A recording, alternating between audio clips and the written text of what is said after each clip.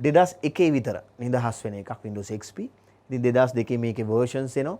මේක ගැන අපිට ඇත්තට මම හිතන්නේ අදටත් අපි Windows XP කියන එක සමහර computers වල අදටත් සහ සමහරට ඉදිරියට Windows XP පාවිච්චි කරන්න ඉඩ තියෙනවා සමහරු සාමාන්‍ය පරිදි පරිගණකයක් පාවිච්චි කරන කෙනෙක්. හැබැයි මේකට Microsoft එකෙන් දැන් වැඩි සහයක් දෙන්නේ නැහැ. ඉතින් මොකද හේතුව මේ ඒගොල්ලොන්ගේ අලුත් මෙහෙයුම් පද්ධති වලට ප්‍රවණතාවයක් ඇත්තටම ඇති කරන්න ඕනේ නිසාත් සහ අලුත් පහසුකම් සියල්ල ඒගොල්ලොන්ගේ පරණ මෙහෙයුම් පද්ධතියට සමහරට එකවර ඇතුළත් කරගන්න බැරි වීමේ අපහසුතාවත් නිසා නැත්තම් මේක තමයි මං හිතන්නේ ලෝකේ වැඩිපුරම කාලයක් මිනිස්සු බොහොම ආසාවෙන් කැමැත්තෙන් වැඩිපුරම කාලයක් පාවිච්චි කරපු මෙහෙයුම් පද්ධතිය හැටියට Windows XP කියන එක අපිට ගන්න පුළුවන්. මේකේ XP කියන එකෙන් අදහස් කරන්නේ experience කියන එක තමයි මේ කෙටි කරලා XP කියලා දාලා තියෙන්නේ. Windows Experience කියන එක තමයි XP කියලා කෙටි කරලා දාලා තියෙන්නේ. එතන එහෙම වෙන්න විශේෂත්වයක් තියෙනවා. ප්‍රධානම විශේෂත්වයක් තියෙනවා. ඒ විශේෂත්වය වලින් කීපයක් මම මේකේ සටහන් කරලා තියෙනවා. එතන එකක් තමයි මේ supports 25 languages. 2001 නිදහස් කරපු Windows XP වලට XP වලින් මෙහෙයුම් පද්ධතියෙන් operating system එකෙන් languages 25කට පමණ සහාය දෙන්න පටන් ගන්නවා. ඒ කියන්නේ මීට කලින් කොහොමද තිබිලා තියෙන්නේ? මීට කලින් තිබිලා තියෙන්නේ English විතරයි නේ. එතකොට English වලට අමතරව තවත් වෙනත් භාෂා 25ක් මේ කියන මෙහෙයුම් පද්ධතිය තුළ සපෝට් කරනවා. හැබැයි මම හිතනවා ඔයාලට තේරෙනවා ඇති. හැබැයි ওই languages 25 අතරේ සිංහල නම් තිබුණේ නැහැ. එතකොට කොහෙන්ද Windows XP වල ඒ කියන්නේ අපිට සිංහල දැන් ඊට ඒ කියන්නේ ඉතින් අහන්නවත් දෙයක් නැහැ. ඊට කලින් මෙහෙයුම් පද්ධතිය වල අපිට සිංහල කියලා භාෂාවක් පාවිච්චි කරන්න කිසිසේත්ම අවස්ථාවක් නැහැ. ඉතින් Windows XP ආරම්භයත් එක්ක අපිට languages support එකක් එනවා. වෙනත් භාෂා තුලින් මේක භාවිත කිරීමේ ආරම්භයක් ලැබෙනවා අපිට. right? ඉතින් නමුත් ඒ languages 25 අතරේ මම කිව්වා වගේ සිංහල භාෂාව අපිට හොයාගන්න බෑ. නමුත් ඒගොල්ලෝ දන්නවා ඒකේ අවශ්‍යතාවය 2002 සහ මේකෙම අප්ඩේට් version කීපයක් 2002 පිළිවෙලින් 2003 එනවත් එක්කම මේකත් එක්කම language support එක නාවත් අපිට වෙනම download කරගන්න සිංහල support package එකක් අපි ඒවට කියනවා Unicode package එකක් download කරන්න පහසුකම් අපිට ලැබෙනවා. ඒ කියන්නේ මෙහෙයුම් පද්ධතිය operating system එක වාගේ computer එකට ස්ථාපනය කරන් පස්සේ ඔයා වෙනම ඉන්ටර්නෙට් එකෙන් download කරගන්න ඕනේ සිංහල වලට support කරන Unicode package එක. ඒක download කරලා ඔයා මේ operating system එකට install කරන්න ඕනේ. install කරපුවාම අන්න ඔයාගේ Windows XP කියන operating system එකට සිංහල support කරන්න ගන්නවා. සිංහල support කරනවා කියලා කියන්නේ අපිට සිංහල type කරන්න. ඊට පස්සේ සිංහල website එකක් බලන්න. සිංහලෙන් හැදිච්ච website එකක් බලන්න. ඉතින් ඔන්න ඔය පහසුකම් සහිතව ඔයාලට Windows XP පාවිච්චි කරන්න පුළුවන්. ඒක නිසා විශේෂයෙන් Windows XP ආවන් පස්සේ ලංකාවෙත් බහුතරයක් අදටත් සමහර විට Windows XP කියන මෙහෙයුම් පද්ධතිය පාවිච්චි කරනවා. මොකද මේ භාෂාමය සහාය අදටත් මේ Windows XP වලට පහසුවෙන් පාවිච්චි කරන්න පුළුවන් නිසා. right? හරි. ඊට පස්සේ තව මේකේ විශේෂ ලක්ෂණයක් remote desktop services. මොකක්ද ඒ කියන්නේ? ඒ කියන්නේ දැන් කම්පියුටර් එකක් අපි හිතමු මොකක් හරි හානියක් වුණා කැඩුනා. එතකොට ටෙක්නීෂියන්ට සමහරට කැඩුනා කියලා කියන්නේ සමහරට මුළුමනින්ම නෙමෙයි. සමහරට පොඩි දෝෂ ටිකක්. ඉතින් පොඩි දෝෂයක් ආවත් මේක හදන්න ඉන්න කෙනා අපි හිතමු දැන් මම ජීවත් වෙන්නේ අපි හිතමු ගම්පහ කියන ප්‍රදේශයක නම් එතකොට අපි හිතමු මේකේ ටෙක්නීෂියන් මේවා හදන්න දන්න කෙනෙක් ඉන්නවා අපි හිතමු කොළඹ හෝ කොහේ හරි දුර පළාතක කියලා. ඒතර එයා සමහරට මගේ ගෙදරටම හෝ එහෙම නැත්නම් ආයතනෙටම එන්න ඕනේ. ඇවිල්ලා තමයි ඒක නිවැරදි කරන්න වෙන්නේ. සමහරට ඒක ඒ දෝෂය හදන්න යන්නේ විනාඩි 5කටත් අඩු කාලයක් වෙන්න පුළුවන්. නමුත් එයා ට්‍රැවල් කරන් එනවා. සමහරට පැය ගාණක් දුර ඉඳන් තමයි එන්නේ. right? නමුත් මෙතෙන්ට ඇවිල්ලා සමහරට ඒක විනාඩි 5කටත් අඩු කාලයකින් ෆික්ස් කරනවා. ඉතින් අපිට බැරිද ඒ කාලය අඩු කරන්න? අපිට බැරිද මේක දුර ඉඳන් මේ වැඩේ ෆික්ස් කරන්න? දුර ඉඳන් විනාඩි 5ක් යන කාලෙට පැය 2ක් ගමනාගමනයට වැය කරනවා නම් අපරාධයක් නෙති. අපිට පුළුවන් නම් දුර ඉඳන් මේ කම්පියුටර් එකේ දෝෂය හදන්න. මොකද අපි මීට කලින් කතා කරපු මෙහෙයුම් පද්ධතියක මම කතා කරා මොකද නෙට්වර්ක් පහසුකම, ජාලකරණ පහසුකම, අන්තර්ජාල පහසුකම මේ වෙනකොටත් ඇවිල්ලා තියෙන්නේ. right? මොකද මුලින් අපි කතා කරා ඒ සහාය දෙන මෙහෙයුම් පද්ධතියක් ගැන. ඉතින් ඊට පස්සේ බිහි වෙන සියලු මෙහෙයුම් පද්ධතිවල ඉන්ටර්නෙට් නෙට්වර්ක් සහාය ලැබෙනවා.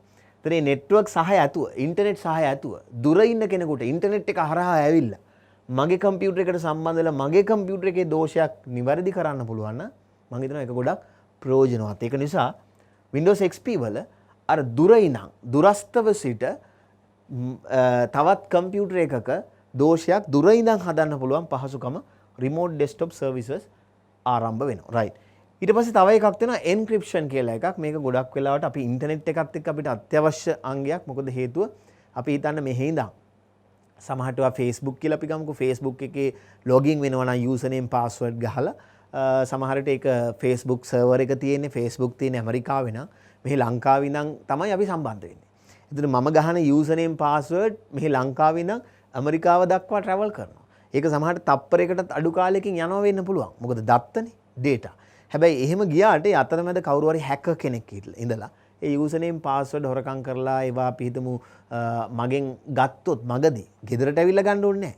ඉන්ටර්නෙට් නෙට්වර්ක් තියෙනවා නම් ඒ ඉන්ටර්නෙට් නෙට්වර්ක් එකකට සම්බන්ධ වෙච්ච කොහේ හරි වෙන තැනක ඉන්න කෙනෙක් වුණත් සමහරට ඇමරිකාව සහ මගේ අතර තියෙන මේ Facebook සම්බන්ධතාවය මැදට පැනලා අතරමැදට ඇවිල්ලා සමහරට ඒ username password හොරකම් කිරීමේ හොරකම් කරගෙන යන්න ඉඩ තියෙනවා. ඉතින් අපිට කොහොමද ඒ username password අපි කොහොමද ආරක්ෂා කරගන්නේ? ඒ කියන්නේ මේ security එකක් දාගන්නේ කොහොමද? කොහොමද මේ ඒ username password වෙන කෙනෙක් ගත්තත් සමහර විට ඒවා මේ අර original password එකේ username එක බලා ගන්න බැරි විදිහට හදන්නේ අපි.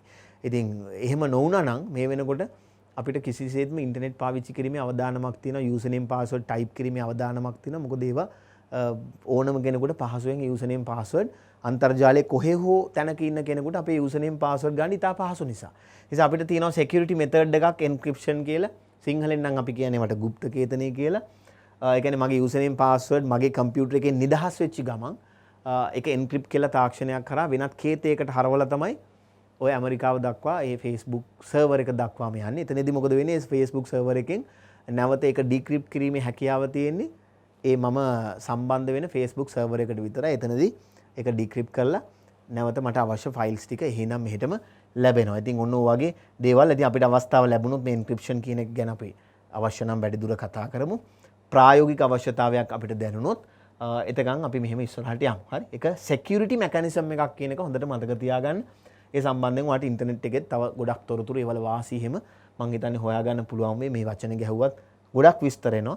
අර මම කලින් කිව්වා වගේ අවශ්‍යතාවයක් තිබුණොත් අපි ඒක කතා කරන්න අවස්ථාවක් ගමු. ප්‍රායෝගික අවශ්‍යතාවයක් ඔයාලට දැනුනොත් right ඊට පස්සේ ඒත් එක්කම තියෙනවා support for wireless devices. දැන් ඒ කියන්නේ මීට කලින් මෙහෙයුම් පද්ධතිය වල අපි wired devices දැන් keyboard එකක් ගහනවා නම් wire එක wireless keyboards නෙමෙයි wireless mouse නෙමෙයි. නමුත් Windows XP වලින් පස්සේ සහ XP වලදී අපිට පාවිච්චි කරන්න පුළුවන් වෙන wireless devices. ඒ කියන්නේ මේ wire එකකින් කම්පියුටර් එකට සම්බන්ධ කරන්නේ නැතුව උපාංග අපිට wireless රැහන් රහිතව භාවිත කිරීමේ පහසුකම ලැබෙනවා සහාය ලැබෙනවා Windows XP වලින්. ඉතින් කතා කරන්න දෙයක් නැහැ මේ අද කාලෙත් අපි ওই දේවල් කරනවා. ඒක නිසා තමයි මම කිව්වේ Windows XP කියන එක Microsoft ආයතනයේ සෑහෙන කාලයක් මිනිස්සු වැළඳගත්ත පාවිච්චි කරපු මෙහෙයුම් පද්ධතියක් හැටියටයි අදටත් මම පාවිච්චි කරනවා කියලා කිව්වේ ඔන්න ඔය හේතුව නිසායි. හැබැයි ඊට පස්සේ මේ සාමාන්‍යයෙන් අපි මේ Windows XP වලට කලින් තිබුණු මෙහෙයුම් පද්ධති වල පොඩ්ඩක් ඔයාලට පේනවා මේ graphics සම්බන්ධයෙන් ගත්තොත් ටිකක් ලස්සන පෙනුම සම්බන්ධයෙන් ගත්තොත් ඊටම දුර්වලයි. right? Windows XP සාමාන්‍යයෙන් හොඳ පෙනුමක් තියෙනවා. ඒගොල්ලෝ හිතුවා මේක ටිකක් මිනිස්සු වැඩිපුර මේක වැළඳගත්තු නිසා වැඩිපුර මේකත් එක්ක මිනිස්සු කාලයක් ගත කරපු නිසා ඒගොල්ලෝ විශ්වාස කරා මේ සමහරලාට මේ ෆීචර්ස් මේ ලක්ෂණම නෙමෙයි මේ මෙහෙයුම් පද්ධතිය මිනිස්සු අතරට මෙච්චර යන්න හේතුව මේකේ ලස්සනත් බලපාන්න ඇති කියලා. ඇත්ත ලස්සනත් බලපානවා. නමුත් මිනිස්සුන්ට වැදගත් වෙන්නේ ලස්සනට වඩා ලස්සනත් බලපාන අතරේ මේකේ ක්‍රියාකාරීත්වය අද්විතීය වෙන්න ඕනේ. ක්‍රියාකාරීත්වය බොහොම ඉහළ වෙන්න ඕනේ. ගොඩක් වැඩ කරගන්න පුළුවන් වෙන්න ඕනේ. ඔක තමයි ප්‍රධානම අවශ්‍යතාවය. නමුත් ඉතින් අර කතාව නිසාම Microsoft එක කල්පනා කරා මේ මීට වඩා graphics දාලා මීට වඩා ලස්සන කරන්න මෙහෙයුම් පද්ධතියක් ලස්සන කරලා හදමුද කියලා. ඒ මත තමයි Windows Vista කියන එක බිහි වෙන්නේ. ඉතින් මේක ගොඩක් ලස්සන කරපු මෙහෙයුම් පද්ධතියක් operating system එකක්.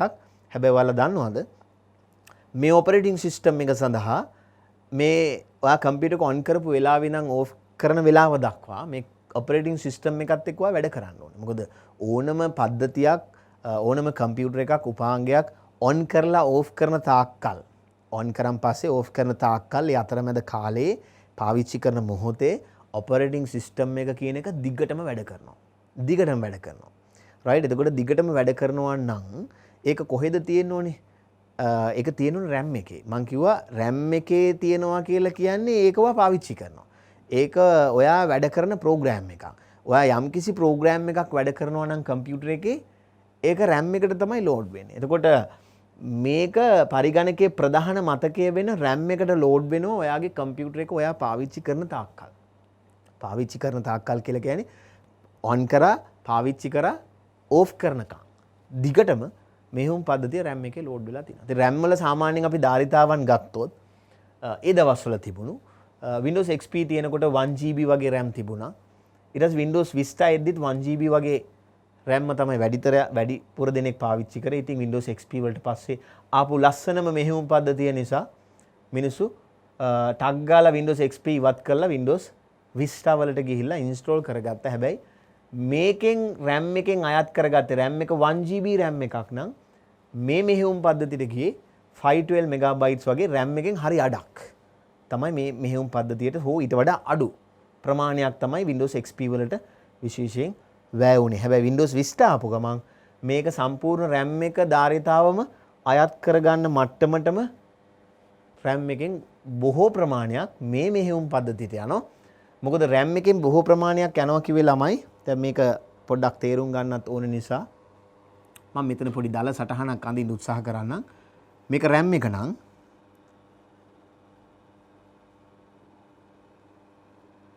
right මේක RAM එක නම් දැන් මේ RAM එක අපි හිතමුකෝ 1GB කියලා. ගිගාබයිට් එකයි.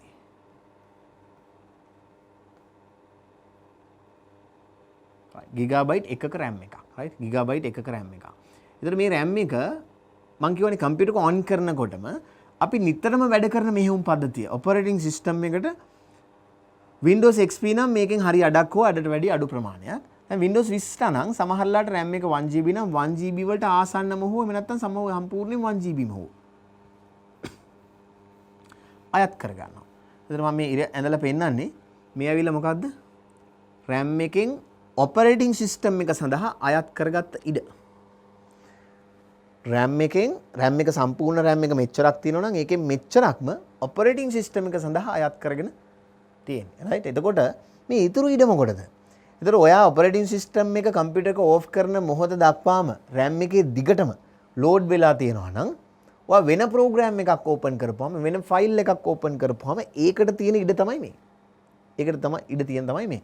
ඒතර අපි හිතමු මේකට 700 අපි මෙගාබයිට් කියලා හිතමු 700 මෙගාබයිට්.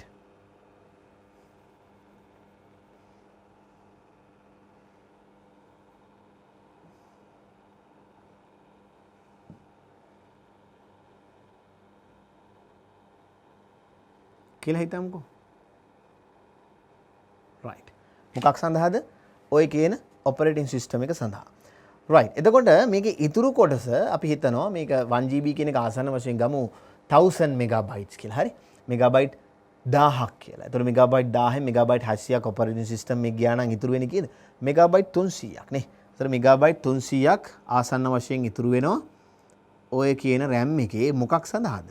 ඔයාගේ අනෙකුත් ප්‍රෝග්‍රෑම් සඳහා. එතකොට ඔයා කම්පියුටර් එක ඔන් කරලා ඔපරේටිං සිස්ටම් එක දිහා බල ඉන්නේ නේද? එතකොට ඔයාට යම්කිසි අපි හිතමු Word එක වැඩ කරන්න. ලියුමක් ටයිප් කරගන්න. පොඩි චිත්‍රයක් අඳින්න ඕනේ. මොන හරි දෙයක් ඔයා ප්‍රෝග්‍රෑම් එකක් software එකක් run කරනවා. ඉතින් මේ software එක ඔයා open කරනකොට ඔය එකත් එක්ක ඔයාට වැඩ කරන්න ඕන නම් RAM එකේ ඉතුරු ඉඩ තමයි යාට පාවිච්චි කරන්න වෙන්නේ. මොකද කම්පියුටර් එක on එකේ තියෙන තාක් කල් ඔපරේටිං සිස්ටම් එකට සඳහා RAM එක වෙන නිසා ඉතුරු සියලු වැඩවලට ඔයා කම්පියුටර් එකෙන් කරන ඉතුරු සියලු වැඩවලට ඉතුරු වෙන්නේ මේ කොටස විතරයි.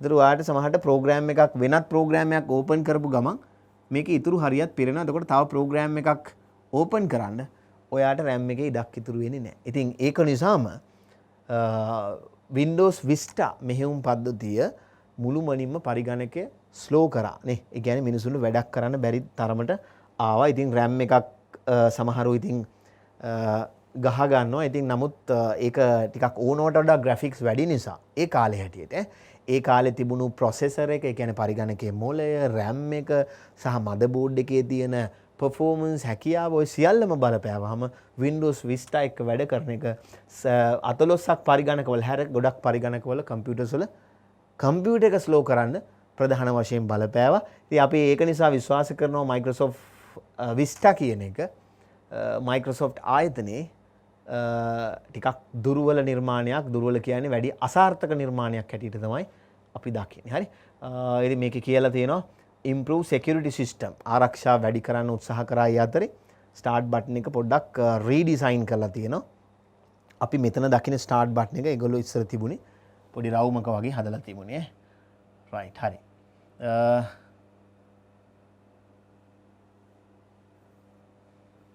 right කමක් නෑ ඒක පැහැදිලි නැතුව ඇති. අපි බලමු ඒක පස්සේ අපිට අවස්ථාවක් ලැබෙනවා Windows අනිකුත් මෙහෙයුම් පද්ධති ගැන කතා කරනකොට. හරි ඊළඟට අපිට එන්න තියෙනවා Windows 7. මේකත් මං හිතන්නේ Windows XP වගේම සෑහෙන කාලයක් Windows Vista වල අසාර්ථකභාවයත් එක්ක. දැන් ඉතින් තාක්ෂණය ටික ටික දියුණු වෙනවනේ. RAM වල තාක්ෂණයන් දියුණු වෙනවා, motherboards වල තාක්ෂණයන් දියුණු වෙනවා. ඒතකොට පරිගණකයේ මොළය CPU එකේ තාක්ෂණයන් දියුණු වෙනවා. ඉතින් හැමදාම අපි එක විදිහට ඉන්නේ නැති නිසා Windows 7 වගේ හොඳ graphics උත් තියෙන හොඳට functioning, හොඳ කාර්යභාරයක් කරන්න පුළුවන්, හොඳට performance කාර්යක්ෂමතාවයක් තියෙන හොඳ මෙහෙයුම් පද්ධතියක් Microsoft එකෙන් නිදහස් කරනවා. ඉතින් එතනදී අපි දකිනවා මේ Bluetooth technologies. දැන් ඔයාලා computers එක වැඩ කරද්දී ඔයාලා දන්නවා ඔයාලට Bluetooth වගේ technologies ඕන වෙනවා. ඉතින් ඒවත් එක්ක වැඩ කරන්න පළවෙනියෙන් පහසුකම් අපිට විශේෂයෙන් ලැබෙනවා ඔය කියන Windows 7 වලින්. හැබැයි මීට කලින් මෙහෙයුම් පද්ධති වලත් Bluetooth නෑම කියලා අපිට කියන්න බෑ. වලත් ඇත්තටම සහයක් තිබුණා. නමුත් වැඩි සහයක් තවත් අපි හිතමු උපාංග ගණනාවකට සහය දෙන්න Windows 7 වලට හැකියාව ලැබෙනවා. right හරි. ඊට පස්සේ create or join home group කියලා එහෙම තියෙනවා. එතකොට පොඩි පොඩි සමහරලාට අපි හිතමුකෝ profiles වෙන්න පුළුවන්, accounts වෙන්න පුළුවන්. එතකොට සමහර වෙලාවට පොඩි network එකක් හදාගන්න පහසුකම් වෙන්න පුළුවන්. ඉතින් ඒ වගේ පහසුකම් මේකේ ලැබෙනවා. ඊට වඩා තවත් අපි ගත්තොත් improve functionality with snap peek and shake features කියලා තියෙනවා. ඉතින් ඔයාලා Windows 7 පාවිච්චි කරන අය නම් මොකක්ද මේ snap කියලා කියන්නේ? ඉතින් ඒවා ඊට කලින් Windows වල ඇත්තටම වැඩි සහයක් තිබුණේ නැහැ. snap කියලා කියන්නේ දැන් ඔයාලා මේක සමහරලාට මේ කොහොම අරගෙන ඔයා මෙහෙම අරගෙන ගිහිල්ලා මේ පැත්තට මෙහෙම පොඩ්ඩක් මෙහෙම සම්බන්ධ කරොත් right ඔහොම ගැහුවොත් දැක්කද? right ඔයාලට අර පැත්තට ගිහිල්ලා මේ window එක set වෙනවා. ඊට පස්සේ මම මේ පැත්ත මම විවෘත කරගත්තොත්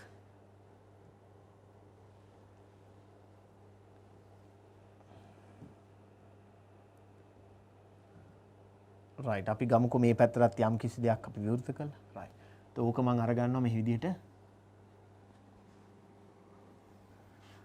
right මේ පැත්තට පොඩි snap එකක් නේ.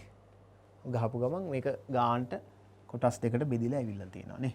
ඉතින් ওই විදිහට ඔයාලට පුළුවන්. ඉතින් මේක සමහරලාට මෙහෙම අපි මෙයාව මිනිමයිස් කරමු. සමහරට ඔයා මෙහෙම ගිහිල්ලා මේ පැත්තට ඔහොම කරොත් මේක ෆුල් ස්ක්‍රීන් එනවා. ඉතින් snaps කියන්නේ ඕකයි ඈ. ඉතින් මේ පහසුකම් මීට කලින් මෙහෙයුම් පද්ධති වල අපිට ලැබුණේ නැහැ. දැන් මෙහෙම ගහලා ඔයාලට ඒ කියන්නේ වැඩ දෙකක් කරන්න පුළුවන් නේ. මේ පැත්තෙන් එකක් විවෘත කරලා මේ පැත්තෙන් තව එකක් විවෘත කරලා දෙපැත්තේ මේ පැත්තේ මොනවා හරි එකක් බලාගෙන එහා පැත්තේ ටයිප් කරන්න පුළුවන්. එහෙම නැත්නම් එහා පැත්තේ එකක් බලාගෙන මෙහා පැත්තේ යම් කිසි වැඩක් කරනවා වෙන්න පුළුවන්. ඉතින් අපිට සංසන්දනය කරමින් ඒ වගේ කම්පෙයාර් කරමින් අපිට වැඩ කරගෙන යන්න පහසුකම් ලැබෙනවා. දැන් වැඩ දෙකක් එකපාර කරගන්න විවෘත කරගන්න පහසුකම් ලැබෙනවා. ඉතින් ඒක තමයි snap feature එක. ඉතින් අපි ගත්තොත් ඒක අපිට තව එකක් තියෙනවා මේ peak කියන එක. මේකෙන් අදහස් කරන්නේ දැන් මෙහෙයුම් පද්ධතියේ දැන් විශේෂයෙන් Windows 7 නිසා අපි මේ දාගෙන ඉන්න Windows 7 නෙමෙයි Windows 10 වලත් ඒ පහසුකම් ඉදිරියට ගෙනිච්ච අයගොල්ලෝ. මේකේ කෙලවරේ පහසුකමක් තියෙනවා. සමහරට මෙහෙම ක්ලික් කරගෙන ඉන්නකොට හෝ එහෙම නැත්නම් මේ කෙලවර ක්ලික් කරනකොට මේ ඔක්කොම පොඩ්ඩක් හයිඩ් වෙනවා. ඒ කියන්නේ මේ විවෘත කරන් ඉන්නේවා Windows 10 වල මං හිතන්නේ ඒකට අපිට මේ Windows 7 වල තමයි මේ පහසුකම ඇත්තටම හරියටම බැලුවොත් තිබුණේ. Windows 10 වලටත් මම හිතන්නේ මේක දා ගන්න පුළුවන්. මෙහෙම ටිකක් ප්‍රෙස් කරන් ඉද්දි මේ කෙලවරේ තියෙන පොඩි අයිකන් එකක් ඒක මම අවස්ථාව ලැබුණොත් පෙන්නනවා Windows 7. අපි මේ Windows 10 ඇතුළටම 7 දාගෙන අපිට ඒක බලන්න පුළුවන් අවස්ථාවකුත් තියෙනවා. ඒකට අවස්ථාව ලැබුණොත් මම ඒක පෙන්නන්න. මේ window ගොඩාක් open වෙලා තියෙද්දිත් අපිට පුළුවන් එකපාරට ඩෙස්ක්ටොප් එක පොඩ්ඩක් විවෘත කරගන්න මේ ඒ කියන පීක් කියන පහසුකමෙන්. තව එකක් තියෙනවා ෂේක් කියලා පහසුකමක්. Windows 7 වලින් තමයි මේවා ආරම්භ වුණේ කියලා කියන්නේ. ඒ කියන්නේ ඔයා මේ වගේ ඇප්ලිකේෂන්ස් අපි හිතමු ගොඩක් විවෘත කරලා තියෙනවා නම් අපි බලමු Windows 10 වලත් මේ පහසුකම තියෙනවද කියලා. ඒතර ඔයාට මේක අරගෙන සමහරට මෙහෙම කරපුවාම මේ අර විවෘත කරලා තියෙන සියලුම window අපි තව එකක් විවෘත කරගමු. ඒ වගේ සමහරට තව ටිකක් වැඩිපුර තව ඒවා විවෘත කරගමු. මොනවා හරි දේවල් ටිකක් අට වගේ ගොඩක් ඒවා. දැන් මේ ටාස්ක් බාර් එකේ ගොඩක් ඒවා තියෙනවා. ඒතර ඔයා මේ ඉස්සරහම තියෙන මොකක් හරි එකක් අපි හිතමු වින්ඩෝ එකක් අරගෙන මෙහෙම පොඩ්ඩක් ෂේක් කරොත් නේ ෂේක් එහෙම සමහරට හෙලවුවොත් අර ඔක්කොම එකවර මිනිමයිස් වෙනවා නේ. ඉතින් ඒ වගේ පහසුකම් තමයි ඔය. ඉතින් ඔයා සමහර වෙලාවට ඔයගොල්ලෝ පාවිච්චි කරන්නේ නැහැ. සමහර අය නේද? රයිට් දැන් මේකේ මේ වගේ ඇප්ලිකේෂන් ගොඩක් මම විවෘත කරලාමයි තියෙන්නේ. එතන මේ විවෘත කරපු එක ඇප්ලිකේෂන් එකක් අරගෙන මම මෙහෙම කොහොම චුට්ටක් කොහොම කරපුවාම අර ඔක්කොම මිනිමයිස් වෙනවා. මේක විතරක් highlight වෙනවා නේ. right හරි. ඉතින් ඔයගේ පහසුකම්. ඒවා ඉන්නේ Windows 7 පද්ධතියත් එක්ක සහ අපි ටච් කරලා ටච් Windows. දැන් ඔයාලා දන්නවා ටච් ස්ක්‍රීන් කියන එක ලොකු පෙරලියක් කරනවානේ. දැන් මේක 2009 විතර ආපු මෙහෙයුම් පද්ධතියක් නේ. සා යුගයේ වෙනකොට ටච් ස්ක්‍රීන් කියන එක සාමාන්‍යයෙන් ටිකක් ලොකු පෙරලියක් කරපු අවස්ථාවක්. ඉතින් ලැප්ටොප් ඩෙස්ක්ටොප් වුණත් විශේෂයෙන් ලැප්ටොප් ටච් ස්ක්‍රීන් හැටියට එනවා. ඉතින් Windows 7 ඇත්තටම ටච් ස්ක්‍රීන් වල පාවිච්චි කරන්න පුළුවන් විදිහට තමයි මුලින්ම ඇත්තටම මේ මුලින්ම කිව්වට ඒක තමයි ආරම්භය ටච් ස්ක්‍රීන් වලට. නමුත් ඒක අපිට මවුස් එකෙන් පාවිච්චි කරන විදිහට තමයි වැඩිපුර නිර්මාණය වෙලා තිබුණේ. නමුත් ටච් ස්ක්‍රීන් වලත් මේක පාවිච්චි කිරීමේ හැකියාව තිබුණා. ඉතින් 2012 විතර වෙනකොට ටච් ස්ක්‍රීන් සහිත උපාංග ඇත්තටම වැඩි වෙනවා නේ. වැඩි වෙනවත් එක්කම Microsoft එකේ තියෙනවා Windows 8 වගේ එකක් නිදහස් කරලා. මොකද ටච් කරද්දී ඔයගොල්ලෝ ඇඟිල්ලෙන් ටච් කරන නිසා මේ සමහර icons පොඩිවට තිබ්බහම ටච් වෙන්නේ නැහැ හරියට. icon දෙකක් එකපාර press වෙනවා වෙන්න පුළුවන්. ඒක කරදරයි. ඒක නිසා ඒගොල්ලෝ ටිකක් හොඳ space එකක් අරගෙන සම්පූර්ණ මේ mobile phone එකක view එකක් වගේ මේ mobile phone එකේ apps තියෙනවා වගේ මේ වගේ විසිරුවලා පුළුවන් තරම් start menu එකක් නැතුව. ඒ කියන්නේ Windows open වෙච්ච ගමන් ඔයාලට දකින්න තියෙන මේ වගේ grid view එකක්. එතනදී ඔයාලට ඕන ඇප්ලිකේෂන් එක ඉතින් මේ ඇඟිල්ල තියන මට්ටමට හොඳ ස්පේස් එක ඇතුව තමයි ඇප්ලිකේෂන්ස් ටික තියෙන්නේ. ටක් ගාලා ක්ලික් කරන්න පුළුවන්. නමුත් ඔයාලා දන්නවා මේ කියන Windows මෙහෙයුම් පද්ධතිය එන්න කලින් මිනිස්සු පාවිච්චි කරපු කම්පියුටර්ස් ටිකක් තියෙනවානේ. ඒවා ටච් පහසුකම පාවිච්චි කරන්න පුළුවන් ඒවා නෙමෙයි. ඉතින් එහෙමයි කියලා මිනිස්සු ටච් ස්ක්‍රීන් ගන්න ඕනේ නිසා පරණ මෙහෙයුම් පද්ධති පරණ කම්පියුටර්ස් අයින් කරන්න බෑනේ. ඉතින් ඒගොල්ලෝ මොකද කරේ පරණ කම්පියුටර්ස් වලටම අලුතෙන් ආපු Windows 8 මෙහෙයුම් පද්ධතිය දැම්මහම මවුස් එකෙන් මේක භාවිත කරනවා කියන එක ටිකක් කරදරකාරී වුණා. රයිට්? ඒතර මිනිස්සුන්ට මුළු පළවෙනිම අත්දැකීමෙන් මේ මෙහෙයුම් පද්ධතිය ඇත්තටම එපා වුණා. මොකද මේක තනිකරම වැඩිපුරම සහාය දෙන්නේ මෙහෙම ඇඟිල්ලෙන් ටච් කරලා පුළුවන් ටච් කරලා පාවිච්චි කරන්න පුළුවන් මෙහෙයුම් මේ ස්ක්‍රීන් වලට. ඇඟිල්ලෙන් ටච් කරලා පාවිච්චි කරන්න පුළුවන් ස්ක්‍රීන් වලට තමයි වැඩිපුර සහාය දෙන විදිහට මේ මෙහෙයුම් පද්ධතිය නිර්මාණය වුණේ. ඉතින් සාමාන්‍ය ටච් ස්ක්‍රීන් නැති කම්පියුටර්ස් වල පාවිච්චි කරන ආසාවට Windows 8 දාගත්තට අන්තිමට මේ වැඩේ එපා වුණා. මිනිස්සු අතරට ඇත්තටම Windows 8 වලට යන්න බැරි වුණා. ඉතින් Microsoft එක හිතුවා මේ අර කලින් තිබ්බා වගේ start menu එක තිබ්බේ නැති එකද දන්නේ නැහැ මේකට හේතුව කියලා. මොකද මේ හැම එකකම මම මේ පෙන්වන start menu එක තිබුණා. alright මෙහෙම තිබුණා. එතන මෙතනින් තමයි මේ start menu එක නැති වෙන්නේ. ඉතින් ඒකත් එක හේතුවක් තමයි. ඉතින් ඒක නිසා Windows ඒගොල්ලෝ හැදුවා 8.1 කියලා එකක්. අර Windowsමයි මොකක්ද? start menu එකක් ඇතුළත් කරලා මේක මිනිස්සු අතරට නොයන්න ප්‍රධානම හේතුව start menu එක කියලා විශ්වාස කරපු නිසා. නමුත් ඉතින් අර මිනිස්සුන්ට මුලින්ම ඇතිවුණු bad image එක නේ නරක ප්‍රතිරූපේ නිසා මිනිස්සු Windows 8.1 එකත් පාවිච්චි කරන එක ප්‍රතික්ෂේප කරානේ. ඉතින් මේකේ Windows 8 වල තියෙන විශේෂ ලක්ෂණ කීපයක් ගැන කියලා තියෙනවා. Same support for 32-bit and 64-bit systems. හැබැයි මේකෙදි නෙමෙයි ඇත්තට මේක ආරම්භ වෙන්නේ මේට Windows 7 වල Windows XP වලත් ඇත්තටම මේ වගේ versions දෙකක් එනවා. 32-bit operating system සහ 64-bit operating system කියලා වර්ග දෙකක් right. එතනදී 32-bit operating system කියලා කියන්නේ ළමයි මේ ඒක ලොකු ස්ටෝරි එකක් තියෙනවා. ලොකු කතාවක් තියෙනවා. දැනට නම් මං හිතන්නේ ඔයගොල්ලෝ වර්තමානයේ පාවිච්චි කරන කම්පියුටර්ස් ගත්තොත් ඒ කම්පියුටර්ස් වල ඔයගොල්ලෝ පාවිච්චි කරන්නේ සමහරලාට 2GB RAM වෙන්න පුළුවන්. නමුත් මං හිතනවා දැන් නම් 4GB හෝ 4G වලට වඩා වැඩි RAM එකක් තියෙන. මං කියවනේ පරිගණකයේ ප්‍රධාන මතකයනේ RAM කියලා කියන්නේ. RAM එක සමහරට ලොකු ධාරිතාවකින් යුතු RAM පාවිච්චි කරනවා වෙන්න පුළුවන්. නමුත් ඔයා දාගෙන ඉන්න මෙහෙයුම් පද්ධතියේ වර්ගය 32 bit operating system එකක් නම් ඔයාගේ RAM එක 4GB වලට එහා සපෝට් කරන්නේ නැහැ. right? 32 bit operating system එකක් නම් ඔයා පාවිච්චි කරන්න. ඔයාගේ RAM එක සමහරට 4GB හෝ ඊට වඩා ඉක්මවපු RAM එකක් නම් ඔයා අනිවාර්යෙන් install කරගන්න ඕනේ මෙහෙයුම් පද්ධතිය තමයි 64 bit operating system. කොහෙන්ද ඔක බලාගන්නේ? අපි ස්ථාපනය කරලා තියෙන මෙහෙයුම් පද්ධතිය 64 bit ද 32 bit ද කියලා අපි කොහොමද හොයාගන්නේ? ඔයාලට පුළුවන් my computer icon එක උඩ right click කරලා ඔයාලට properties ගියොත් right එතකොට අර my computer එක ඔයාලා දැක්කා මෙහෙම right click කරලා properties ගියපුවාම ඔයාලට ලැබෙනවා මේ වගේ window එකක්. ඒ window එකේ තියෙන ඔයාලට අවශ්‍ය විස්තර ටිකක් මම මේ කලින් සඳහන් කරමු. මේ සිස්ටම් ටයිප් මේ අපි ඉන්ස්ටෝල් කරලා තියෙන මේ කියන පද්ධතියට මේ කියන කම්පියුටර් එකට ඉන්ස්ටෝල් කරලා තියෙන ඔපරේටිං සිස්ටම් එක වර්ගය මොකක්ද කියන එක මෙතන තියෙනවා 64 bit operating system right 64 bit operating system. එතන මේකේ තියෙනවා RAM එක කොච්චරක් තියෙනවද මේකේ 8GB RAM එකක් තියෙනවා. එතන processor එක මොකක්ද i5 processor එකක් කියලායි දාලා තියෙනවා. ඒ වගේ අපිට පුළුවන් මේකේ මූලික විස්තර ටික බලා ගන්න. ඉතින් මට අවශ්‍ය උනේ විශේෂයෙන් කියන්නේ මේ සිස්ටම් ටයිප් එක 64 bit operating system. එතන මේකට දාලා තියෙන 64 bit operating system එකක්. හැබැයි මතක තියාගන්න 64 bit operating system එකක් දානවා නම් ඔයාගේ processor එක 64 based processor එකක් වෙන්න ඕනේ. හැබැයි 64 bit base processor එකකට ඔයාලට 32 bit operating system එකක් දාන්නත් හැකියාවක් තියෙනවා. කිසි ප්‍රශ්නයක් නැහැ. නමුත් 32 bit processor එකකට ඔයාලට 64 bit operating system එකක් දාන්න බෑ. ඒතර ඔයා මං හිතනවා වර්තමානයේ ඔයාලා පාවිච්චි කරන හැම කම්පියුටර් එකකම ඔයාලා උත්සාහ කරන්නේ මේකේ RAM එකේ ප්‍රමාණය වැඩි කරගන්න. මොකද RAM එකේ ධාරිතාව වැඩි වෙන තරමට අපි හිතනවා කම්පියුටර් එකේ ස්පීඩ් එක වැඩි වෙනවා කියලා. ඒක නිසා ඔයාලා කොහොමත් සාමාන්‍ය ඔයාලගේ කම්පියුටර් එකේ තියෙන RAM එකට වඩා වැඩි RAM එකක් ඔයාලා සම්බන්ධ කරගන්න බලාපොරොත්තු වෙනවා. එහෙම වුණොත් මතක තියාගන්න 32 bit operating system එක නම් දාලා තිනවා. ඒක Windows 7 වෙන්න පුළුවන්, 10 වෙන්න පුළුවන්, Windows XP වෙන්න පුළුවන්. ඔයා දාලා තියෙන්නේ 32 bit operating system එකක් නම් ඔයාට 4GB RAM වලට වඩා ඔයාගේ කම්පියුටර් එක සපෝට් කරන්නේ නැහැ. ඒ කියන්නේ ඔයා එකෙන් අදහස් කරන්නේ 4GB RAM කම්පියුටර් එකට දැම්මට දැන් අපි හිතමු මේක 4GB RAM එකක් කියලා. තව 4GB RAM එකක් ගෙනලා කම්පියුටර් එකට ගහනවා. දැන් ඔක්කොම 8GB RAM card එකක්. හැබැයි දැන් මේ 4GB එකෙනුත් අඩු ධාරිතාවක් තමයි බොහෝ විට කම්පියුටර් එකට ගන්න. එකෙන් අදහස් කරන්නේ මේ RAM card වැඩ කරන්නේ නැහැ කියලා නෙමෙයි. ඒ තරම් මට්ටමට එහා ගියපු RAM වලට සපෝට් කරන්නේ ඔපරේටිං සිස්ටම් එක. සහාය දෙන්නේ නැහැ කියන එකයි ප්‍රශ්නේ තියෙන්නේ. ඒක අනිවාර්යෙන් ඔයාලා චෙක් කරලා බලන්න ඔයාගේ ගෙදරක තියෙන කම්පියුටර් එකේ හෝ ඩෙස්ක්ටොප් එකේ ලැප්ටොප් එකේ වෙන්න පුළුවන්.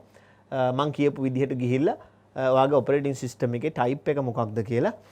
එතකොට දැනටමත් 32GB නම් 32 bit operating system එකක් නම් ඔයාගේ RAM එක ඔයාට විශ්වාස නම් GB 4කට වඩා ගහලා අඩු ධාරිතාවක් තමයි සපෝට් කරන්න කියලාත් එහෙනම් මතක ඇතුව operating system එක මාරු කරගන්න 64 base operating system එකකට.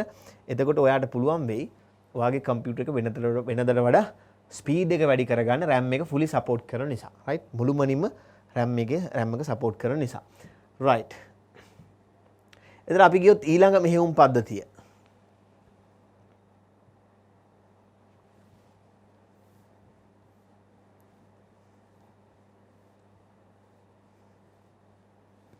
අපි කතා කර හිටියේ Windows 7 එක ගැන. අපිට Windows 8 ගැන අපි කතා කරා. ඊට පස්සේ Windows අපිට කතා කරන්න තියෙන අවසාන වශයෙන් 8.1 ඒවා කතා කරා. Windows 10 එක ගැන. අපි මේ පාවිච්චි කරන Windows මෙහෙයුම් පද්ධතිය ගැන නේ.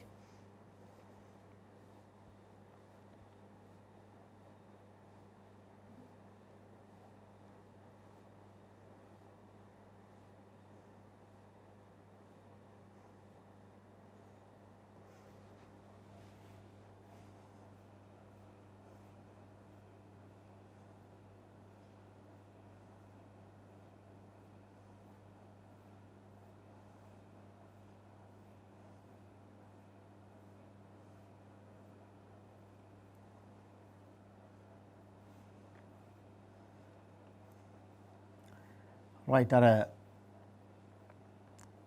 Windows 8 වල ලක්ෂණ එකක් අර මම මේක දැකපු නිසා ටෙක්ස්ට් එකක් දැකපු නිසා තමයි මේක ඇත්තටම කිව්වේ අර 32 bit 64 bit system කියන්නේ මොකක්ද කියන එක. එතනදී තව ෆීචර්ස් ටිකක් තියෙනවා මේක අපි ඕනනම් කතා කරන්න අවශ්‍ය වෙන Windows 10 ගැන කතා කරන්න කලින් ability to sync data through cloud services මෙතන cloud services කියලා කියන්නේ මේ අපි අන්තර්ජාලයේ ඉන්ටර්නෙට් එකේ අපි වෙන් කරගත්තේ යම් කිසි ඉඩක් තියෙනවා නම් හෝ එහෙම නැත්නම් සේවාවක් තියෙනවා නම් ඒවා තමයි ඔය cloud services කියලා කියන්නේ. එතකොට වර්තමානයේ කම්පියුටර්ස් පාවිච්චි කරන්නේ සමහර අය තමුන්ගේ data documents ඔය කියන files ඔක්කොම ඉන්ටර්නෙට් එකේ තමුන්ගෙම තියෙන place එකක්. තමුන් එක්ක සල්ලි දීලා ගත්ත place එකක තමයි දාලා තියෙන්නේ. තමුන්ගෙම කම්පියුටර් එකේ files ටික නැහැ. එතකොට සමහරලාට අපිට ඉන්ටර්නෙට් එකේ තියෙන මගේ මම වෙන් කරගත්ත ඉඩ විශ්වාසයි මගේ ගෙදර තියෙන කම්පියුටර් එකට වඩා සමහර අයට. මොකද හේතුව කම්පියුටර් එක පිච් වුණොත් කම්පියුටර් එකේ මොකක් හරි ඩැමේජ් එකක් වුණොත් මගේ කම්පියුටර් එකේ තියෙන ෆයිල් උත් එහෙමම ඩැමේජ් වෙලා යන නිසා. ඒක නිසා ගොඩ දෙනෙක් පෙළඹෙනවා ක්ලවුඩ් සර්විස් එකක් පාවිච්චි කරන්න. ඒ කියන්නේ මම අර කලින් කිව්වා වගේ ඉන්ටර්නෙට් එකේ සර්විස් එකක් ලෙස මට ඉන්ටර්නෙට් එකට මුදල් ගෙවලා ඉන්ටර්නෙට් එකේ ඉඩ කඩක් වෙන් කරගන්න පුළුවන් අන්තර්ජාලයේ ඉඩක්. ඒකේ තමයි මම ෆයිල් ටික දාගෙන ඉන්නේ. ඉතින් ඒකේ ෆයිල්ස් අපි lost වෙන්නේ නැහැ කියන විශ්වාසය මත ගොඩක් අය cloud services පාවිච්චි කරනවා. right? ඒකට දැන් මේ මොහොතේ වුණත් දැන් ඔයාලා පාවිච්චි කරන සමහර අලුත් අපි ගත්තොත් අලුත් softwares දැන් අපි ගත්තොත් Word වගේ software එකක් කියලා හිතන්නකෝ. ඒක දැන් වර්තමානයේ ගත්තොත් Word software එක අපි පාවිච්චි කරන්නේ cloud service එකක් එක්ක. හරි? එතකොට ඒ cloud service එකක් කියලා කියන්නේ ඔයා type කරන ලියුම සමහරලාට එහෙමම ඉන්ටර්නෙට් එකේ තමුන්ගේ ඉඩ කඩේම සමහරට සේව් වෙනවා. කම්පියුටර් එකේ සේව් කරනවා නම් එහෙමත් කරගන්න පුළුවන්. cloud එකේම සේව් වෙනවා. ඉතින් ඒ වගේ පහසුකම් Windows 8 එක ඉදිරියට ආවා. ඉතින් වැඩිපුර memories RAM සම්බන්ධ කර ගැනීමේ පහසුව සහ වැදගත්ම දේ මේ Windows 8 වලින් පස්සේ ඉක්මනටම කම්පියුටර් එක boot වෙනවා. boot වෙනවා කියලා කියන්නේ on වෙනවා, start වෙනවා, right? ඉතින් මීට කලින් තිබුණු මෙහෙයුම් පද්ධති ටිකක් කම්පියුටර් එකේ ඩෙස්ක්ටොප් එකට එනකම් ඩෙස්ක්ටොප් එක කියලා මම අදහස් කරේ මෙන්න කම්පියුටර් එක ඔන් කරපු ගමන් සාමාන්‍යයෙන් එන්නේ මේ ස්ක්‍රීන් එකටනේ. ඉතින් මේ ස්ක්‍රීන් එකට එනකම් සාමාන්‍යයෙන් ඔයා ටික වෙලාවක් බලන් ඉන්නවා. ඉතින් මේ ස්ක්‍රීන් එකට ඉක්මනට එන්න හැකියාව ලැබෙනවා Windows 8 වලින් පස්සේ කියන එකයි ඔක කියන්නේ fast booting. හරි. ඊට පස්සේ 8.1 ගැන මම කිව්වා. Windows 10 මම හිතන්නේ මේ දැන් අපි පාවිච්චි කරන Windows මෙහෙයුම් පද්ධතිය එකත් එක්ක ඔයාලා දැන් අත්දැකීමක් ගත්තා සහ බහුතරයක් දැන් පාවිච්චි කරනවා Windows 10. ඉතින් මම අර කලින් කියපු අසාර්ථක භාවය දැන් මම කියන්නේ Windows 7 කියන්නේ සාර්ථක මෙහෙයුම් පද්ධතියක් අදටත් පාවිච්චි කරනවා මිනිස්සු. සමහරට තව සෑහෙන කාලයක් පාවිච්චි කරන්නත් ඉඩ තියෙනවා. Windows 8 ආවා මිනිස්සු ඒවා ඉක්මනින් වැළඳ ගනී කියලා හිතලා ටච් ස්ක්‍රීන් මූලික කරගෙන මම කිව්වා ඒක අසාර්ථක ව්‍යාපෘතියක් වුණා. ඊට පස්සේ ඒගොල්ලෝ තේරුම් ගත්තේ මේකේ Windows 7 වල තිබුණු මම මේ කතා කරපු මේ start menu එක විශේෂයෙන් තිබුණු නැති එකක්. තිබුණේ නැති එකත් මේකට හේතුවක් වෙන්නේ නැති. මොකද මේ කම්පියුටර්ස් පාවිච්චි කරන හැමෝම ටච් ස්ක්‍රීන්ම පාවිච්චි කරන අය නෙමෙයි. ටච් ස්ක්‍රීන් වගේම නිකන් මවුස් එක පාවිච්චි කරන අයත් ඉන්නවා. ඒතකොට ටච් ස්ක්‍රීන් පාවිච්චි කරන අයටත් මවුස් එක පාවිච්චි කරන අයටත් දැන් මවුස් එක පාවිච්චි කරන අයට Windows 7 හොඳයි. ටච් ස්ක්‍රීන්ම පාවිච්චි කරන අයට Windows 8 හොඳයි. ඒතකොට Windows 10 ආවා මේ දෙකේම ලක්ෂණ සහිතව. කියන්නේ මවුස් එකෙන් පාවිච්චි කරනවා නම් ටච් ස්ක්‍රීන් පාවිච්චි කරනවා නම් දෙකම ඇතුළත් කරපු Windows 10 experience එක දුන්නා. එතකොට ටච් ස්ක්‍රීන් පාවිච්චි කරන අය දෝෂයක් කියන්නේ නැහැ. තමුන්ට ඕන විදිහට ටච් ස්ක්‍රීන් එකට අවශ්‍ය applications ටික ඕන විදිහට මේ විදිහට ඉස්සරහට වර්ධනය කරගෙන තමුන්ට අවශ්‍ය මේ බලන්නකෝ icons වල මේවා ලෝකේ. කියන්නේ මේවා ඇත්තටම මේ විදිහේ කොටස හදාගන්නේ මේ ටච් ස්ක්‍රීන් වලට ලේසි නිසා. එතකොට මේ start menu එකේ මේ කොටස දාලා තියෙන. ඉතින් මේවා ටච් වෙනවා. ඒකේ ප්‍රශ්නයක් නැහැ. නමුත් mouse එකෙන් හසුරන කෙනෙකුට මේ පැත්ත දිගට මෙහෙම mouse එක ගෙනියනවට වඩා මේ menu එකේ බලලා තෝරගන්න එක එයාට සමහරට ලේසි. ඒ නිසා මේ කොටස ඇතුළත් කරා ඊට අමතරව start menu එකක් සහිතව. ඉතින් ඒක තමයි ප්‍රධාන වශයෙන් Windows 10 වල කරපු වෙනසක්. ඉතින් මේකත් මම හිතන්නේ මෙතන තව කතා කරන්න දෙයක් තියෙනවා. දැන් ඔයාලා දැක්කා අපි කතා කරා මෙහෙයුම් පද්ධති operating systems ගොඩක් යන. operating system ගොඩක් ගත්තා. මේ එකම ආයතනයේ එකම ආයතනය කියලා අදහස් කරේ Microsoft එකේ. ඒතර Microsoft එකේ මේ වෙනකම් Windows 10 ඇවිල්ලා තියෙනවා. ඉදිරියටත් තව Windows මෙහෙයුම් පද්ධතියක් ගහයිද කියලා අපිට විශ්වාස කරන්න බෑ. නමුත් ඒගොල්ලෝ කිව්වේ මෙතනින් ඒගොල්ලෝ Windows පද්ධතිය නිර්මාණය කිරීම ඉදිරියේදී නිර්මාණය කිරීමක් කරන්නේ නැහැ කියලා. හරි. ඒකට හේතුව තමයි මේකම අප්ඩේට් කර කර. මොකද දැන් තියෙන ට්‍රෙන්ඩ් එක තමයි operating system තියෙන එක අප්ඩේට් කර කර තමයි වැඩි දියුණු කරමින් ඒකම අප්ඩේට් කර කර යනවා. දැන් ඔයාලා දන්නවා ඔයාලගේ පාවිච්චි කරන මොබයිල් ෆෝන්ස් වල උනත් Android operating system එකක් නම් ඒකට අලුතෙන් operating system දාන්නේ නැහැ. නමුත් ඒක කාලෙන් කාලට සමහරට අප්ඩේට් එකක් එනකොට ඔයාලා ඒක අප්ඩේට් කර ගන්නවා. ඒතර තියෙන මෙහෙයුම් පද්ධතියම තමයි නවීකරණය වෙන්නේ. ඒක නිසා තමයි Windows 10 නිදහස් කරන් පස්සේ ඒගොල්ලෝ කිව්වේ මේ තියෙන මෙහෙයුම් පද්ධතියම අප්ඩේට් කර කර අලුත් කර කර දෙන්න හදනවා මිසක් අලුතෙන්ම සම්පූර්ණයෙන් වෙනස් කරලා මෙහෙයුම් පද්ධතිය නිර්මාණය කරන්න උත්සාහ කරන්නේ නෑ කියලා තමයි දැනට ඒගොල්ලෝ ප්‍රකාශයට පත් කරලා තියෙන්නේ. රයිට්. හරි. ඉතින් ඔන්න මෙහෙයුම් පද්ධති වල එවලූෂන් එක අපි ගත්තොත් කොහොමද මේක ගොඩනැගීගෙන ඉදිරියට ආවේ කියලා අපි කතා කරේ විශේෂයෙන් Microsoft operating system පදනම් කරගෙන. ඊළඟට තව වෙනත් මෙහෙයුම් පද්ධති ගැන පොඩි අදහසක් අපි දීලා අපිට තව කතා කරන්න දේවල් ටිකක් තියෙනවා මේ සම්බන්ධයෙන්. අපි එතෙන්ට යමු. ඒතකොට Linux OS එකක්. මේක ගොඩ දෙනෙක් මේක ඇත්තටම නොමිලේ ගන්න පුළුවන් මෙහෙයුම් පද්ධතියක් නේ. සහ තව දෙයක් තමයි සාමාන්‍යයෙන් අපි කම්පියුටර්ස් වල ඔපරේටින් සිස්ටම් දානකොට ඔයාලට තියෙන අත්දැකීම තමයි මේ ගෙදර නිකන් පාවිච්චි කරන තමුන්ගේ පර්සනල් යූසේජ් එකටනේ පෞද්ගලික භාවිතයට සඳහා තියෙන පරිගණකයක් කියලා හිතන්නකො. එතකොට ඒකට විශේෂ වූ මෙහෙයුම් පද්ධති වර්ග තියෙනවා. රයිට්. එතකොට ඔයාලා අහලා ඇති සමහරට සර්වර් කම්පියුටර්ස් කියලා එකක්. රයිට්. සර්වර් කම්පියුටර්ස් කියලා කියන්නේ සේවාව ලබා දෙන පරිගණක. විශේෂයෙන් අන්තර්ජාලයේ තමයි ওই සේවාදායක පරිගණක විශේෂයෙන් අපිට වැඩිපුර දකින්න හම්බෙන්නේ. අපිට කියන්න පුළුවන් වෙබ් සර්වර්ස් කියන්න පුළුවන්, ඇප්ලිකේෂන් සර්වර්ස් කියන්න පුළුවන්, ඩේටාබේස් සර්වර්ස් කියන්න පුළුවන්. ඔය වගේ සර්වර්ස් ගොඩක් අපිට තියෙනවා. එතන මේ සර්වර්ස් වලින් අපි තුන් වෙබ් සර්වර් එකක්. වෙබ් සර්වර් එකක් නම් වෙබ් සර්වර් එකකින් කරන්නේ වෙබ් අඩවි තැම්පත් කරගෙන තියාගෙන අර සාමාන්‍ය අය පරිශීලකයෝ වෙබ් අඩවි ඉල්ලනකොට ඒ වෙබ් අඩවි සැපයීම තමයි යා කරන්නේ. එතකොට එයා යම්කිසි සේවාවක් කරනවා වෙබ් අඩවි සැපයීම. ඒ කියන්නේ අන්තර්ජාලය ඇසුරු කරන අය ඉල්ලුම් කරන වෙබ් අඩවි සැපයීම තමයි එයා ගාව තියෙන වෙබ් අඩවි සැපයීම තමයි එයා කරන්නේ. ඉතින් ඔයන වෙබ් සර්වර් එකකින් කරන දේ. එතකොට ඇප්ලිකේෂන් සර්වර් එකකින් කරන්නේ ඇප්ලිකේෂන්ස් පාවිච්චි කරන අයට ඒ ඇප්ලිකේෂන් සර්වර් එකෙන් ඇප්ලිකේෂන්ස් කියලා කියන්නේ softwares හරි පාවිච්චි කරන අයට ඒ softwares බෙදා හැරීම තමයි ඇප්ලිකේෂන් සර්වර් එකෙන් කරන්නේ. තමුන්ට කැමති softwares ඔය ඇප්ලිකේෂන් සර්වර් එකට ඇවිල්ලා භාවිත කරන්න පුළුවන් පහසුකම දෙනවා. ඉතින් සර්වර් එකක් කියන්නේ හැමතිස්සෙම බොහෝ දෙනෙකුට සේවාව සපයන එක්තරා කම්පියුටර් එකක් හැටියට තමයි අපි සර්වර් කම්පියුටර් එක ගන්න. එතකොට අපි ගෙදවල් වල පාවිච්චි කරන කම්පියුටර්ස් අපි අන්තර්ජාලයට සම්බන්ධ කර ගන්නවනේ. එතකොට අපි ගෙදර පාවිච්චි කරන කම්පියුටර් එක අන්තර්ජාලයට සම්බන්ධ කරගන්නේ මොනව බලාගෙනද? මගේ කම්පියුටර් එකකින් සේවාව අන්තර්ජාලයට දෙන්නද නැත්නම් අන්තර්ජාලයේ තියෙන සේවාවන් මම ගන්නද? අන්තර්ජාලයේ තියෙන සේවාවන් මම ගන්න තමයි මම කම්පියුටර් එකක් ඉන්ටර්නෙට් එකට සම්බන්ධ කරන්නේ. නිසා බොහෝ විට මම මගේ සේවාවන් අන්තර්ජාලයට දෙනවට වඩා අර පැත්ත තමයි අපි බලාපොරොත්තු වෙන්නේ බහුතරයක් දෙනා. ඉතින් තව කෙනෙකුට පුළුවන් තමුන්ගේ කම්පියුටර් එකට සම්බන්ධ කරලා අන්තර්ජාලයේ එක එක තැන් වලට එක එක කෙනාට සේවාවන් සපයන එක වෙනම කතාවක්. නමුත් බහුතරයක් දෙනා සම්බන්ධ වෙන්නේ අන්තර්ජාලයෙන් සේවාවන් ලබා ගන්න. සහ එතකොට ඒව සේවාවන් ලබා ගන්නවා නම් සේවාවන් දෙන කෙනෙකුත් ඉන්න බෑ. එහෙනම් සේවාවන් දෙන අය තමයි මං කිව්වේ සර්වර්ස් කියලා. ඉතින් ඕ සම්බන්ධයෙන් මූලික අවබෝධයක් නැති කෙනෙකුට තමයි මං ඔය විශේෂයෙන් ඔය වගේ විස්තරයක් දෙන්නේ. right. එතකොට මේ Linux operating system කියලා තියෙන්නේ සේවාව ලබා දෙන පරිගණක සඳහා ස්ථාපනය කරන්න පුළුවන් විශේෂ වූ මෙහෙයුම් පද්ධතියක් හැටියට තමයි Linux operating system කියලා කියන්නේ. ඒතර අපි පාවිච්චි කරපු කතා කරපු මේ Windows මෙහෙයුම් පද්ධති විශේෂයෙන් සේවාව ලබා ගන්න පරිගණක වලට ස්ථාපනය කරන මෙහෙයුම් පද්ධතියක්. මම මේ වෙලාවේ පාවිච්චි කරන එකත් සේවාව ලබා දෙන එකක් නෙවෙයි සේවාවන් ලබා ගන්න පද්ධතියක් හැටියට තමයි මේ කම්පියුටර් එකත් පාවිච්චි කරන්නේ. ඉතින් මේකේ දාලා තියෙන්නේ ඒක නිසා Windows 10 වගේ client operating system එකක්. right. client computers වලට දාන operating system එකක්. ඒතර මේ ඇවිල්ලා server operating system කියලායි අපි හඳුන්වන්නේ. හරි. ඒතර Linux පදනම් කරගෙන මේ Linux මෙහෙයුම් පද්ධතිය පදනම් කරගෙන තවත් operating systems බිහි වෙනවා මොනවා සඳහාද? මේ සාමාන්‍ය තනි පරිශීලකයන්ට අවශ්‍ය වෙන පරිදි මෙහෙයුම් පද්ධති නිර්මාණය වෙනවා අර Linux කියන මෙහෙයුම් පද්ධතිය පදනම් කරගෙන. right. ඒක සර්වර් කම්පියුටර්ස් වලට පාවිච්චි කරනවා විශේෂයෙන්. ඒ හරහා නිර්මාණය වෙන මේ මෙහෙයුම් පද්ධති සාමාන්‍ය පෞද්ගලික පරිභෝජනය සඳහා තියෙන පාවිච්චි කිරීම සඳහා තියෙන පරිගණක වලට ස්ථාපනය කරන්න නිර්මාණය වෙන මෙහෙයුම් පද්ධති. මේවා Windows නෙමෙයි ඈ. මේවා Ubuntu ඔය විදිහට Fedora ඔය විදිහට විවිධ මෙහෙයුම් පද්ධති ලෝකෙට බිහි වෙනවා. ඉතින් නමුත් මේවා ඇත්තටම භාවිත කරන ප්‍රතිශතය අඩුයි. ඒකට හේතුව තමයි සමහරලාට මේ සමහරු කියනවා ඉතින් ඇත්තටම මේක භාවිතයත් එක්ක එන පළපුරුද්දක් නිසා කියන දෙයක්.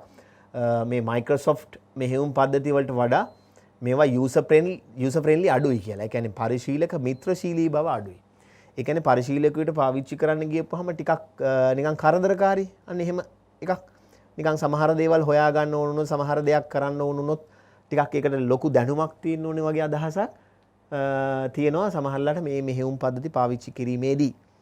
නමුත් මේ මෙහෙයුම් පද්ධතියක් පාවිච්චි කරනකොට ඒකට ලොකු දැනුමක් සමහරට අවශ්‍ය නැහැ කියන මතේ තියෙනවා. ඒක නිසා මේ වගේ මෙහෙයුම් පද්ධති පාවිච්චි කිරීමේදී ගොඩක් අය වැළකෙනවා පාවිච්චි කරන්න. සාමාන්‍ය පරිගණක දැනුමක් තියෙන කෙනෙක් තමයි මෙවැනි මෙහෙයුම් පද්ධති. සාමාන්‍ය දැනුමක් කියලා කියන්නේ සාමාන්‍ය මට්ටමට වඩා එහා ගියපු දැනුමක් තියෙන කෙනෙක් කැමති මේ වගේ මෙහෙයුම් පද්ධති ඔපරේටිං සිස්ටම්ස් පාවිච්චි කරන්න.